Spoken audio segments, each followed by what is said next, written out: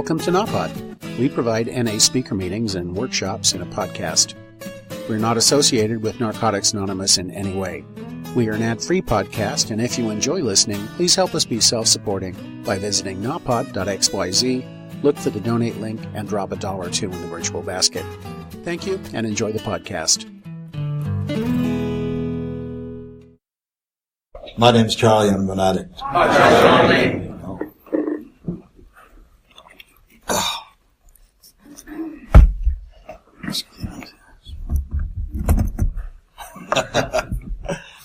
Thanks, Mel. That was brilliant. Thank you very much. And I'd just like to thank I'd just like to welcome the new people and Simon there, who's celebrating a big birthday tomorrow, and anyone else that's back from a relapse, or anybody really that what was told to me was that I'm in the right place. And yeah, it's I got clean on a Friday, so it's kind of my birthday today. And strangely enough, I picked up on a Friday, but there was like 25 years difference, in between. And I always remember that Friday, because I think I chased that high for the rest till I got clean. But as you can tell, I'm from Scotland. I never liked alcohol really, but I did love drugs. And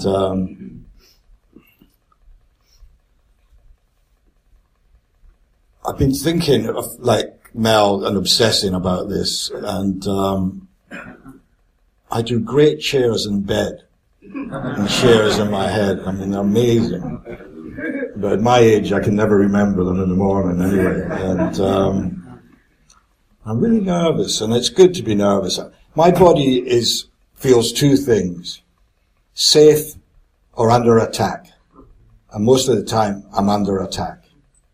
And I get the speakers here as well, and you notice the speaker's always nervous at the beginning, and then when you give them 5 minutes to go, it's like safe, and then they just go. It's like they could do another 30 minutes. And but I read the Just for Today thing today, and it talked about carrying the message and not the mess, and carrying an NA message. And I thought, that's brilliant on my birthday, man, because I think, what am I going to talk about? A lot of the time I'm sick of what I say myself, and I have to put my brain on shuffle. And the other thing that came up was that I couldn't do this alone. Cannot do this alone, and I need help. And I could never, ever ask for help. And I think that's what took me so long to get clean. I knew I had a problem. I had a problem with, like I said, I could go back to the beginning, I was born a baby, and, but I was born in this private nursing home that my parents told me all about, and then we had nothing, so there was a lot of messages that went in my head that I didn't it was an alcoholic, gambling, addict family, and as a kid, it was, I was frightened, like talked about, like Mel did talk about all the time. And the shame, that's what I remember, all the shame. And, having to go and beg for food as a kid because my dad had spent the money or drunk the money. And just hoping there was no one in the shop, that you would say, we'll pay you next week. It's not often I get a feeling. I didn't get a feeling for about 5 years. I moved quick, let me tell you. But even that, really going back there, and school, dyslexic, so, which I didn't know about either till I got into recovery. And I thought I was so street smart. I thought I was so sharp, And so basically, I left school. That was the other thing as well. They used to always, I don't know if everyone else used to ask you, what are you going to do when you leave school? I was like, what am I going to do? You know, so my mum said, look, my uncle was in construction. He said, in the building game, go and do that. And as a kid, I went and became an apprentice bricklayer. I couldn't imagine me on the building side. I don't know. Either could I, but, it was a very small business, and they were all alcoholic. If it was this day and age, they'd be all junkies. It was 100%. It was like the first stop, 7 o'clock in the morning, off license, get the foreman pissed, get them thrown off the job. And all the small jobs that we had were distilleries. So we used to work in distilleries, and we used to steal the whiskey. It was like 180% proof white whiskey. And I was the first year apprentice, so when everyone who was much older got drunk, then I just got abused. I mean, really, at one stage they were going to throw me in a vat of whiskey. I don't know how I really escaped that. It was like, can't be that bad, is it? Anyway, gets better.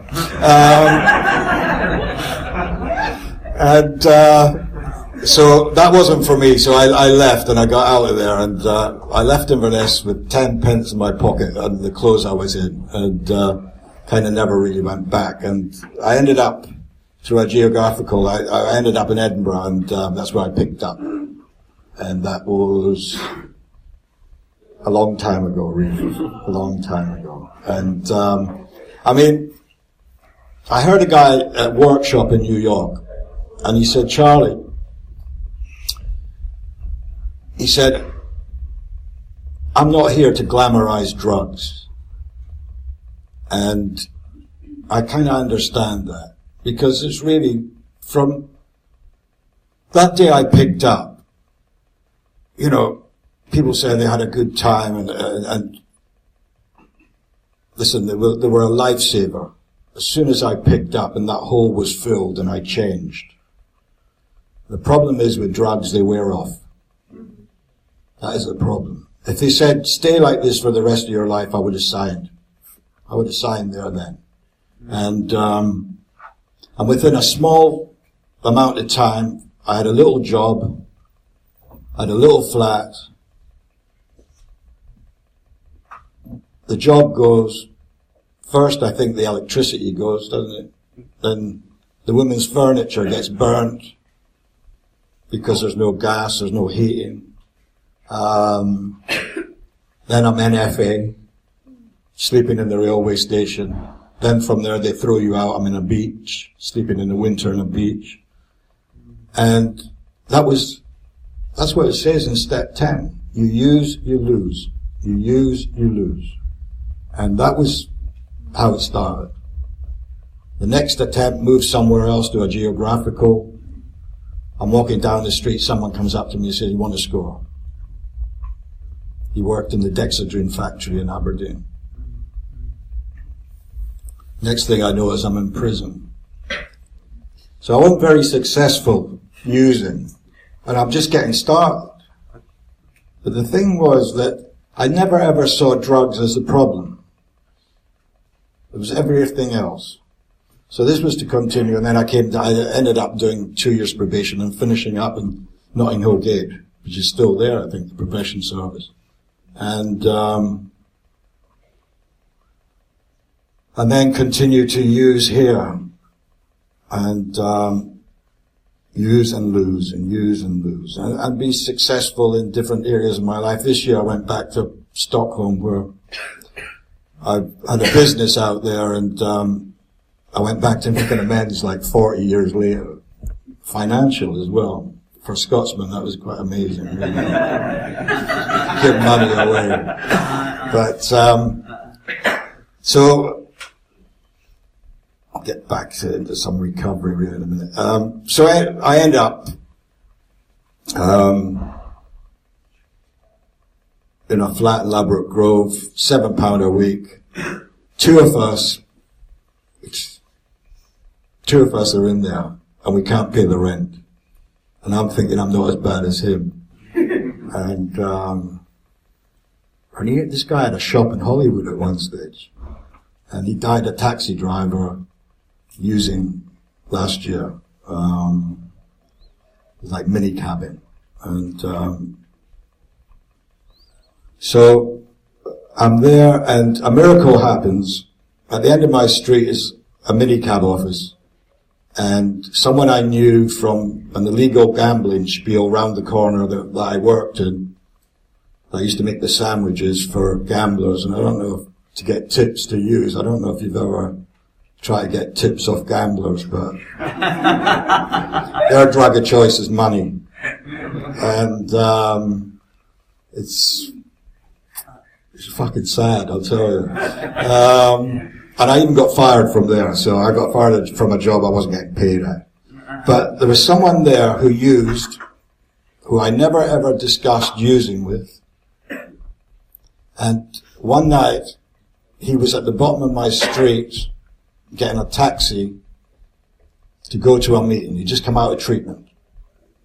And he was going to a Monday night meeting in St. Martin's of the Field, Simon will remember, and in Trafalgar Square. It's no longer there now. And he said I needed to come with them. And my grandiosity and arrogance, because he was going in a taxi, I said, okay. So that was my first introduction to NA. And I came, and I did what you did. I had a look around, and I looked at the differences and not the similarities. And I thought, not for me. And so I was to go back out there and do some more research, as they say, until eventually in 1987, on December the 18th, I got 1 day clean, which is like, still blows my mind, really. Because it wasn't the day I picked. I don't know if your clean time's the day you would have woke up and said, I'm going to come to NA now and stay clean for 28 years. It wasn't like that at all. It was like, I passed the very first meeting I went to clean today. It was called Sudden Death. And they had 2 secretaries, and it was 3 speakers. I think it's moved to Denby Road, but under a different name, where the secretary picks you, you come up, then you pick someone, and so you go there and you go, don't pick me, please don't pick me. And you don't get picked, and you go, why didn't you pick me? I got all this good stuff to share, And then another miracle happened. A friend of mine asked me to take him to a meeting when I was like 8 months clean. And I thought, what do you want to come here for?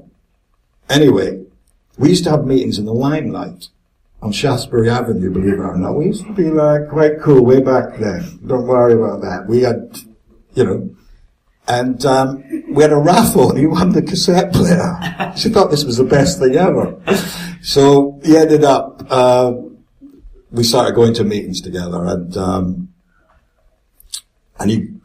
the thing was that at the very first meeting in Lansdowne Crest, all these meetings don't exist anymore. Don't forget, way back then, it was not like this. It was the blind leading the blind, really. There wasn't people with experience that would tell you, stuff that was going on. It wasn't like, there was, when I first came in 83, 84, there was Millman Street, the Red Cross, there was a DOS house down Labrador Grove, Hampstead, the late night one in Hampstead. I mean, it was, so you got to thank all the people really at the beginning. Johnny H. Dudley's still here, but Johnny H. was, he's no longer here, for sitting and setting up meetings and putting this together. And now there's hundreds of meetings a week, hundreds. I mean, there's no excuse really to use, but as addicts, we find an excuse for anything, So Scotty and I did 90 and 90 for 5 years. All right. Now, this girl, she talked about everything that I was going to talk about. It's like, I thought, God, where'd she get all that stuff from? Was you get your own recovery, you get your own program. You know, what keeps you clean, what keeps me clean, you might use on. You know, I am really serious about recovery. I like to have a laugh, and but I am a member of NA. I'm not a visitor. I'm involved. I've had service for all through the recovery. All through my recovery, I've had service. And it's for me to stay clean. That's what it's for. Everything I do is to stay clean. The deal for me, the longer I'm around, is stay clean. That's it. You know, you could, I mean, after that, they used to call me Charlie Meetings. Right? Well, it's better than Emma Dilemma, isn't it? Everyone had names, but it was like, it was a bit slow here. So we, you know, during the 90s, for me, everything I learned was in NA. I got clean in NA, everything I learned in here. By coming to meetings, I learned the discipline. By sitting and listening and thanking the share, even when I hated them, was like tolerance. You know, getting service. You know, just was, someone would share they were on step 2, I'm on step 1, so I want to do step 2. You know, way back then it was 4 and 5. I didn't bother with like 2 and 3. I was straight on to 4. You know, the worst things I ever did in the world, I shared with a woman. She was asleep when I looked up, you know, she was like, stuff you take to the grave, you know, and like, she's snoring. So that was my first, I went on to do other step 4s, believe it or not. But,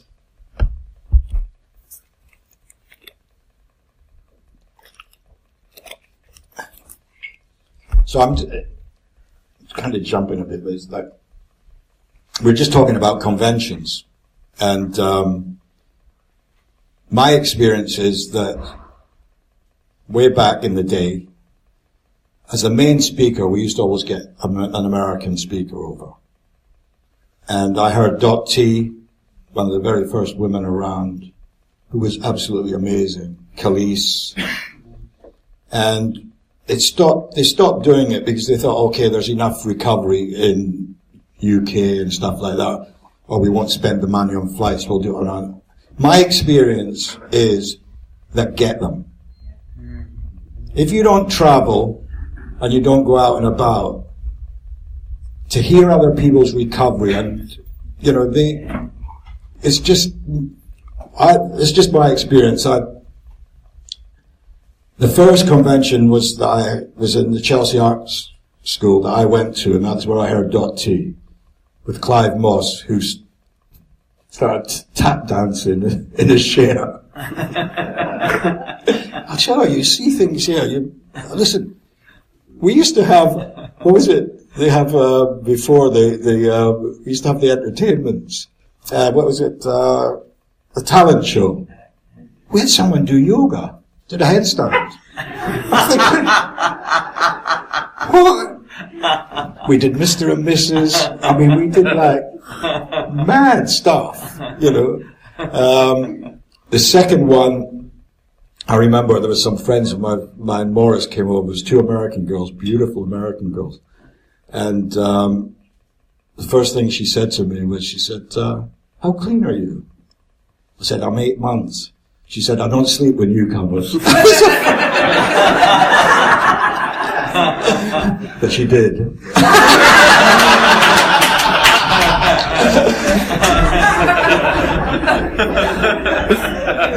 But listen, there's a price. That was on the Friday. I was so pleased to see the plane leave Heathrow on the Sunday. But we have remained friends ever since, and she's still clean.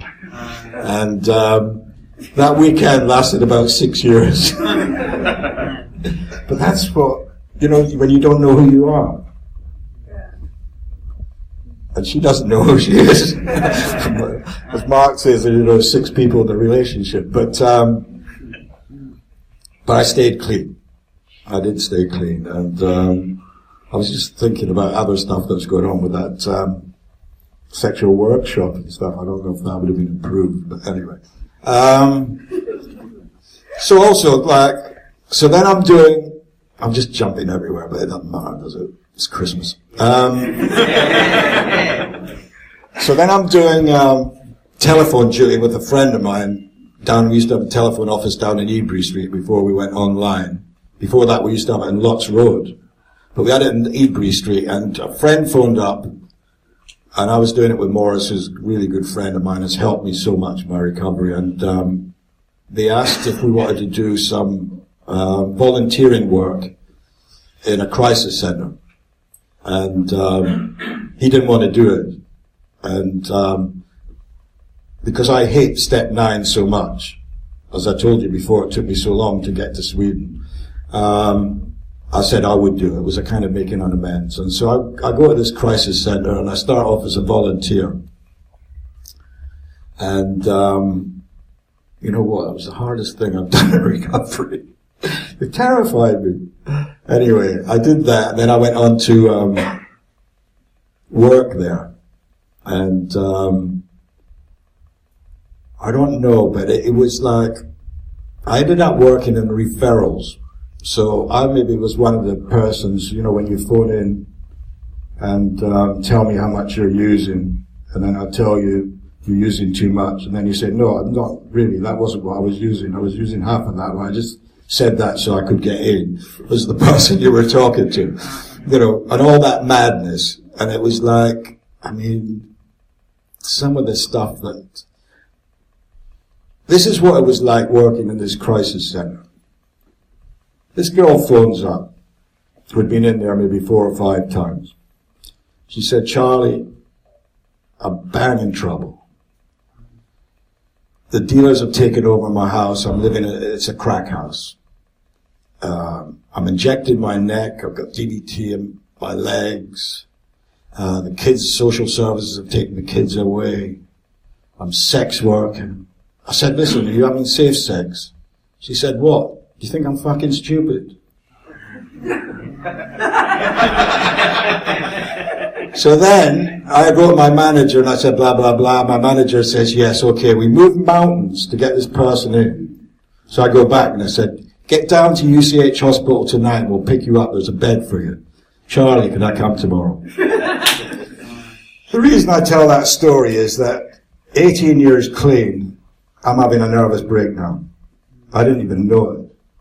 But working with using addicts and me being clean and thinking I'm special is not good.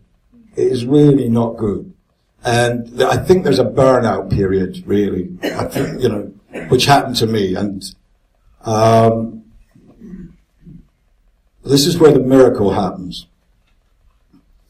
I got signed off by the doctor. And really, I am in such a bad state. It's important for everyone to know you hit brick walls in recovery. And for me to get to the toilet, I had no energy. I was just totally like waking up in the middle of the night. I was soaked in sweat. So I go to my doctor, I have blood tests.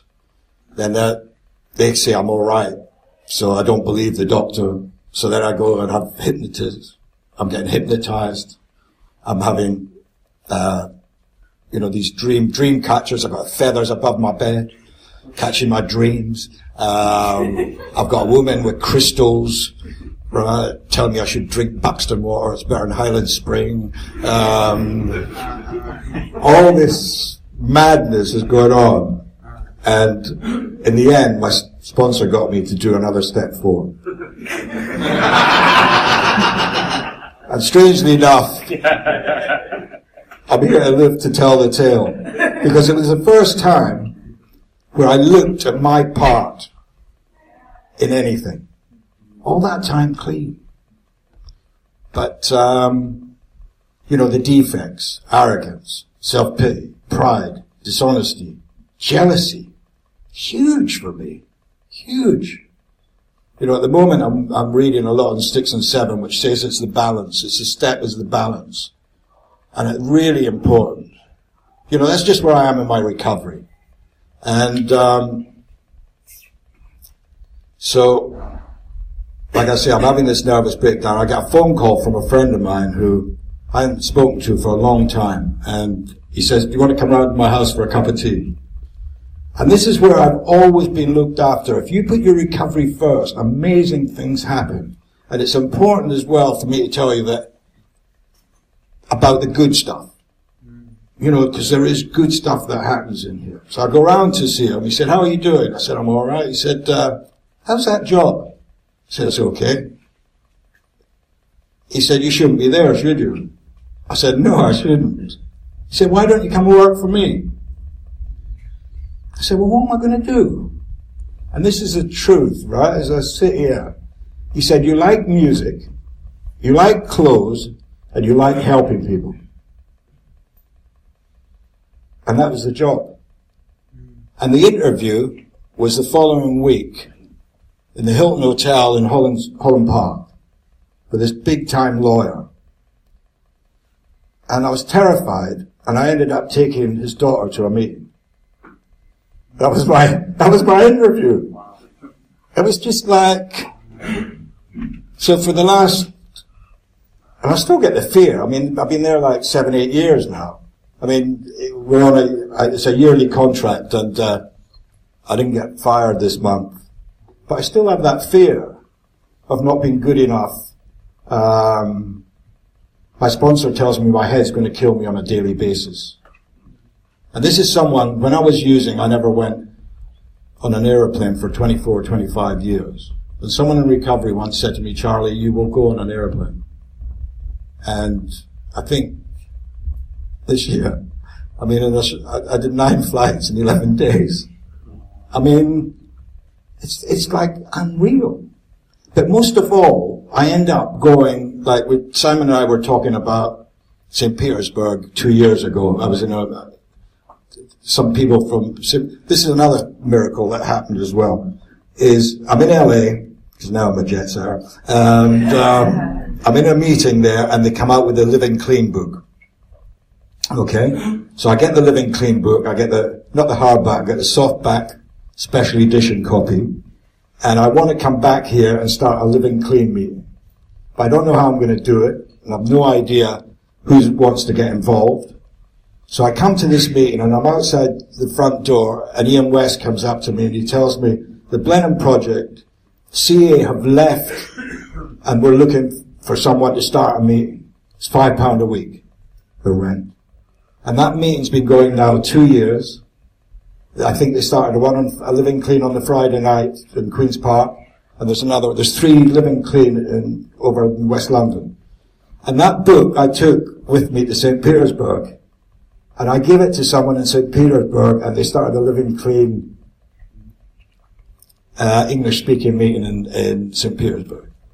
So all the stuff that I do with my work, which is, I can't even tell you, I had to sign one of these NDA things, I mean, can't even, because of the ego, want to let, it's all been, I can tell you one thing, yeah? So anyway, I get a phone call, because I'm like a hired gun now, sort of thing, and I end up in Albuquerque. You think that's not glamorous, do you? Right?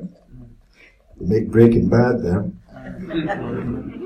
So I end up in Albuquerque, and on this movie set. It's just unreal. People are coming up to me and saying, Charlie, we're so pleased you're here. I thought, do you know who I am? Do you really know what's going on? But the thing was, I ended up phoning World Service and asking for an NA meeting.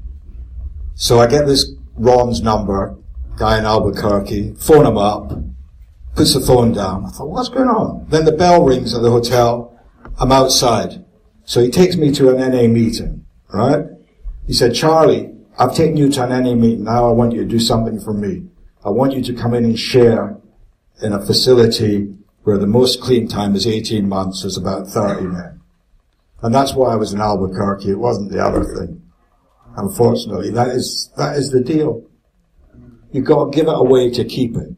And, you know, my plans are not what I think they are. You know, like this morning when I woke up and I thought I'll do this and I'll do that. I mean, I love this program, and it's given me really freedom. You know, when it says freedom from active addiction, a day at a time. You know, and then, you know, I know this is a big meeting. I've been around a while, and, you know, not everyone's in a good space. Not everyone's having a good time. And, you know, it will change. It will change. The same as God knows what will happen to me tomorrow, you know. But if you put your recovery first, there's not a lot of things you really have to do. Get involved. You know, ask for help. There used to be a kid that used to come to early risers. He used to say, don't use the phone. And that was all he ever said. But you nick these little things that people say, you know, to get involved, get a sponsor. And remember, a sponsor is not paid. Right? Don't have high expectations on sponsorship. These guys do it for nothing, right? It's free, you know? And it's always me anyway. I am the problem. I am the solution. It's not them. Every sponsor I had's been brilliant. It's been me. It's always me. You know? And be careful with untreated addiction. Because this illness is cunning, it's baffling, it's powerful. Believe me, I could have used this year. And I never thought I could use. You know, it just on me from nowhere. And that feeling of uncomfortable in your skin, and the anger, and hating everybody. And I have to, you know, do more work now than I've ever done. You know, I pray, I'm, you know, hands and knees, I'm down there. I need as much help as I can. I'm nuts. No, really, I look all right. Telling you. I go on the bus, you know, and I sit where it says, disabled people sit. And someone sits beside me and I say, can you read? You know? That's, you know, it's terrible. Living in my head. Do you ever wake up and your head says, Charlie, or everyone, it says to you, I feel great today, this morning. I feel fantastic. It's like, oh my God, what's happening today? We're going to get the sack today, and they're going to find out what I'm like. They're going to, you know, it's always like, but it has to be treated, and this treats it. You know, this is, because I'm a bit older than you, Mel, it's like, the green and gold is a bit too complicated for me. This is like the 107 pages of the steps. You know? A lot on recovery and relapse, which is great. And then all the stories. But, you know, I do that, I write, I do meditation now. Hate it, I've done my back in meditating. I think I've got another feeling somewhere. But, I think we had enough anyway. Listen, like, I just want to wish everyone, because this also is a very difficult time. Even for me, it's long, you know, Christmas Day. Oh. Mind you, nowadays you get box sets, and you get like, you got your telephone. In the old days we used to smoke. Imagine we all smoked, you wouldn't be able to see me tonight. This used to happen. But you know, just look on that website, because there's like all day Christmas stuff. There's the New Year's dance. Which, listen, you know, people slag this stuff. Nothing wrong with coffee book recovery, you know, coffee shop recovery. You're not using anything. Do anything to stay clean. You know, hang out with the winners. What the fuck's hang out with the winners? You know, we're here on a Friday night, have a laugh. You know, we're all here to do our best. I get so angry, really, at some of the stuff. You know, this is not normal. What we do is not normal. I'll just finish on this, and if anyone's got the punchline, I'm going to punch them. Anyway, there's two old-timers.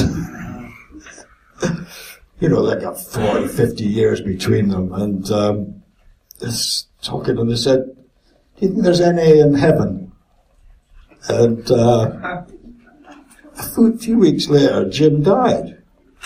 And he came to Johnny, and he said, I've got some good news and I've got some bad news. He says, what's the good news? He said, the good news is there is any in heaven. The bad news is you're doing the share.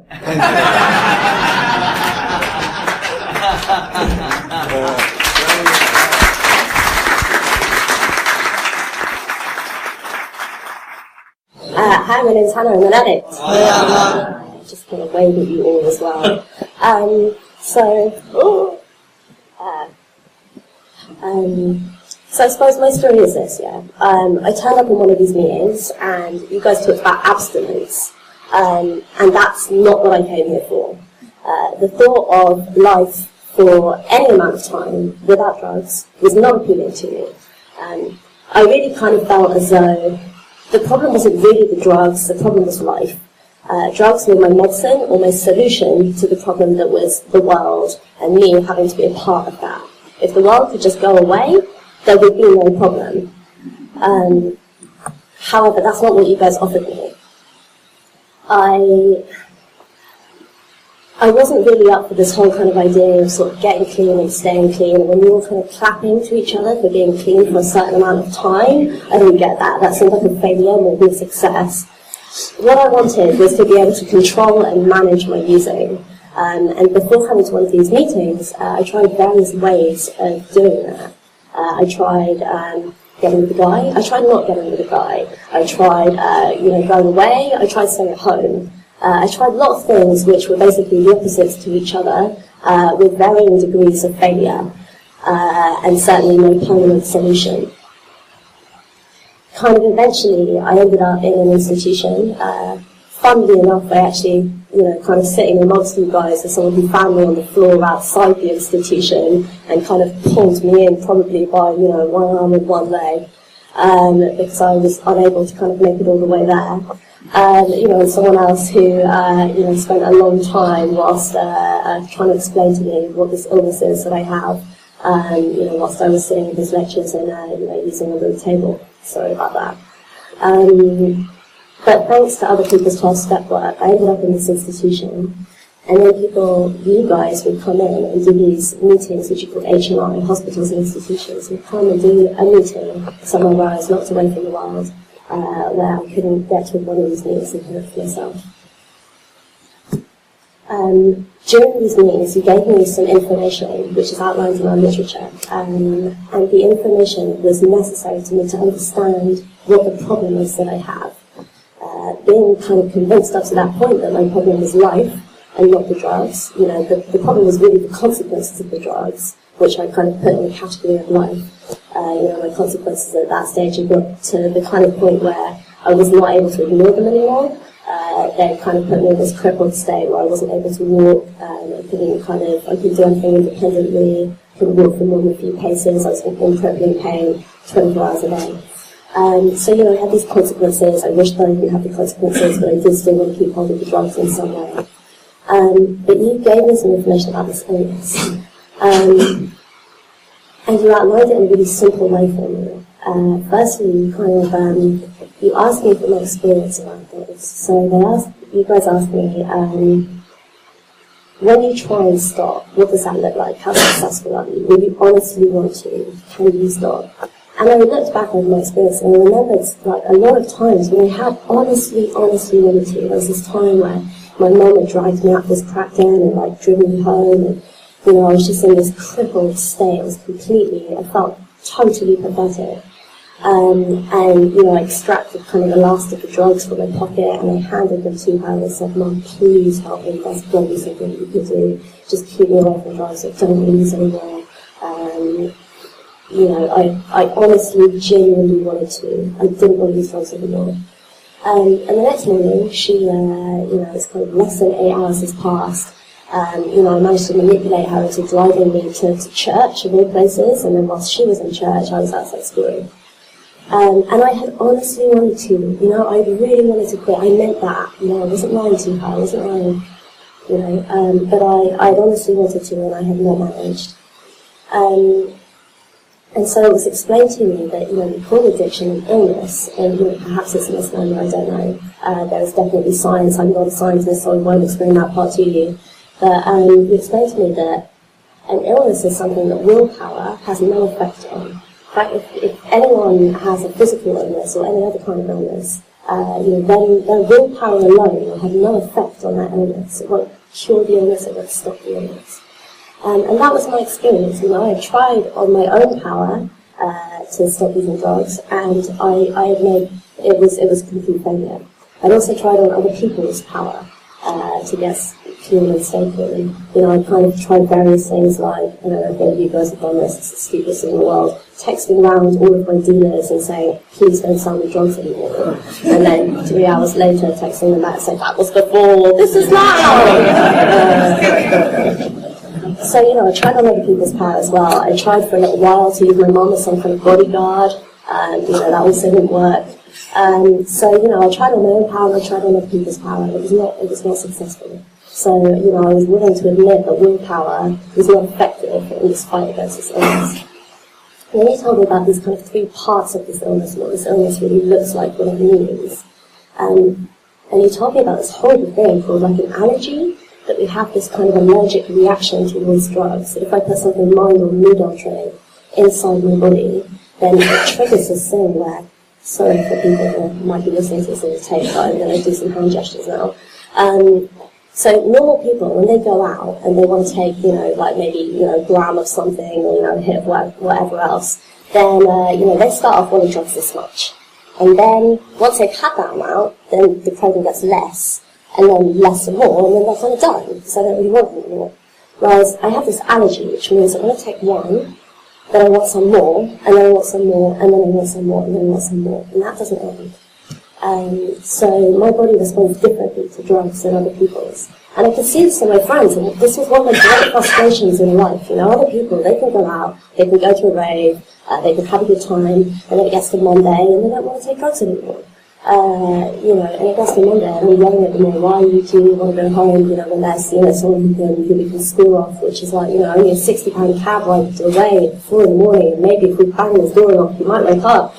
And, because this is the way that I respond to drugs. I always want more. And I have no control over that. It's not a logical thing. Because I have this allergy, and this is my illness, this is something that I can't make go away. This is kind of the thing that I can't use willpower against. It means that I can't control and manage the amount that I use. And there is no treatment for this. There's no way to turn somebody who is an addict into a non-addict. Maybe one day in the future, maybe science and idioms and all that kind of, maybe that will happen. But it's not now. We don't live in that age. The second part of this illness that we're talking about was this thing that they described as like a spiritual illness or emotional or something like that. The word spiritual to me was kind of, please don't say that around me, I'm thinking crystals and all that kind of stuff. But they described it as that feeling that you just don't feel okay inside. And then they use these words like irritable, restless, discontent, I prefer to say bored, pissed off, angry, lonely, suicidal, depressed, anxious. But that felt like my natural state. And that is why I really believe that drugs were my solution to that. Drugs were the thing that medicated me from feeling like that. And the thought of people taking drugs away from me and me being left with that all of the time felt like insanity. Why would I want to do that? I believe that that's kind of the core of me, and that's what life sober and clean would look like. And then kind of the third part that they explained to me is that I have this obsession. Now the obsession is the most easy thing for me to recognise. I sat in meetings with some of you guys in the early days and just said, I'm drugs. There was no other thoughts going through my brain at that time. And if I could have sold one of your grandmas for drugs, I would have done that. I couldn't stop thinking about drugs. It was, the only thing in my mind, and I couldn't let go of that. But this obsession would kind of manifest in these different ways, where, I think I was talking about from one of your some kind of a day program kind of thing, and, I hadn't used it in a couple of weeks. And I felt okay. I kind of felt okay about my physical health. It started to get a bit better. I was able to walk like to the bus stop, which was, something which was kind of really very special for me. And I'm feeling okay. I've got a little bit of distance from drugs. And then suddenly this thought just kind of crosses my mind, just out of nowhere. It just kind of pops into my head. Oh, that would be nice. Maybe we can just do a little bit. And then no other thoughts come into my mind, and suddenly it's like I'm fixated on that thought. I can't get rid of that thought. The thought won't go away, and it will nag at me until eventually I act it out. And kind of another thing that would happen is I'd be walking to my dealer's house, and half my brain would be saying, "Don't do this, Helen, not again. You're going to be waiting on the street corner, putting 20 pieces in your phone box for the next 5 hours to wait for this toothless guy drinking white eggs who haven't spoken to anything again other than you." And basically, the grim reality. Half of me would be able to see that, but then the other half of me would be like, it's going to be different this time, yesterday is not the same as today, it's a fresh day, this, that, the other, maybe this time, give you some free, maybe you can take some more, maybe it's got some good shit, and you never have any good stuff. And so, I'd be kind of having like this sort of parallel thinking, this kind of internal dialogue within myself, which would just be kind of like this battle. So, kind of looking at those three parts of the illness as this cyclical thing that would happen over and over again is, I'd go out, I'd set up the allergy by taking one, I'd then have this, some horrible amount of consequences, either I'd embarrassed myself, or I'd lost everything, or I'd pissed more people off, or whatever it was, or I'd ruined my health even more. So, these consequences would happen, and sometimes that would scare me enough into not using it for a little while. Sometimes. And I would use that amount of clean time as evidence that I was able to control and manage. But it wasn't, because it was just fear. Fear could keep me away for a little while until that irritable, horrible, bored, angry feeling would come back, and then I felt like I had no choice but to medicate myself, and my brain would start deluding me that it wasn't as bad as I remember it to be. And so I'm stuck in this cycle. And if you can hear that is your experience, then this is not good news. I've not told you any good news thus far. You're in a bad place, as I was. And when I go into, hospitals, I really have done since you guys pulled me out of one. And I go there and I hit them with the bad news. It sounds so negative, But we have a solution to this. Our solution is within the 12 steps. And the 12 steps, I think it's important to be clear about what we offer. Our solution is the 12 steps, because I've tried other things. And if you guys had told me that you offer a support group, or that you offer some kind of therapy or counselling, I would not have been interested, because I tried those things and they didn't work for me. What you guys offer is something far greater than that, something that no one else offers. You offer a spiritual solution to a hopeless condition that will kill me.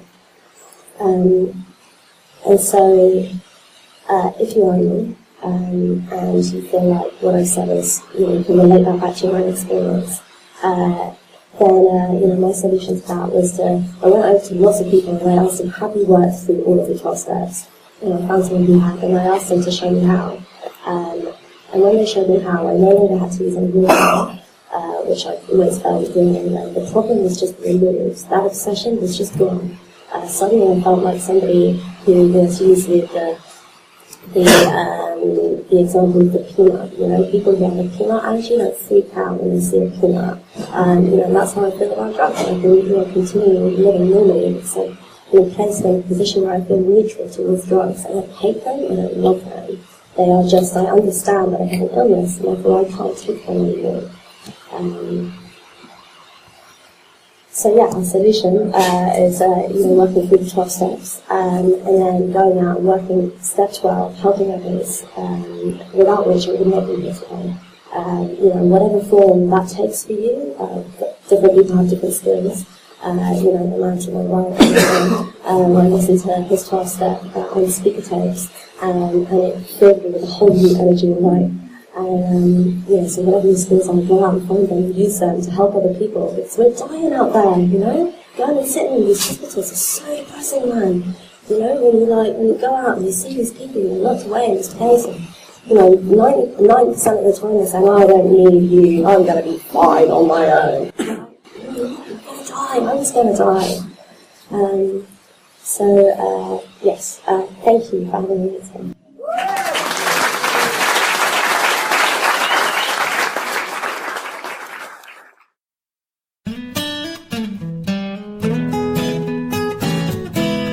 Thank you for listening. I hope you enjoyed the podcast.